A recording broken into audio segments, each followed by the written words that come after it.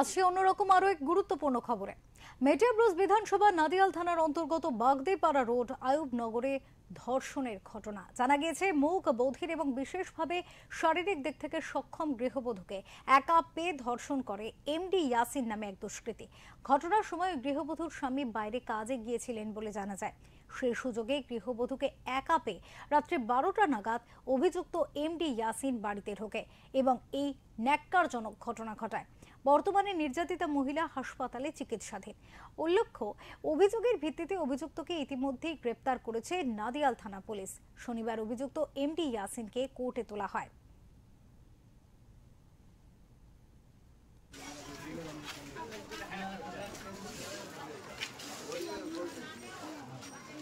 রাত্রে 12টা থেকে 1টার মধ্যে একটা এখানে দুষ্কৃতকারী আছে, সে গিয়ে একটা হ্যান্ডিক্যাপ মহিলা ছিল, তার উপরে রেপ করেছে এবং তার স্বামী পরবর্তীকালে আসার পরে থানায় ফোন করতে থানা এসে আসামিকে অ্যারেস্ট করে নিয়ে।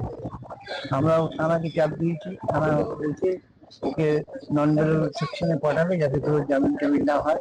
আর যে ভিকটিম আছে সেই ভিকটিমকে আমরা যত রকম সাহায্য আমাদের এমপি অফিস থেকে যোগাযোগ করেছে, আমাদের অভিষেক ব্যানার্জি পিএ সুমিত রায় আমাকে ফোন করেছিল, ওরাও যোগাযোগ রেখেছে। আমরা ওদের পাশে আছি, ভিকটিমের পাশে আছি, সব রকমের সাহায্য আমরা করবো। অ্যাকিউজ অ্যারেস্ট হয়ে গেছে, হ্যাঁ আজকের পর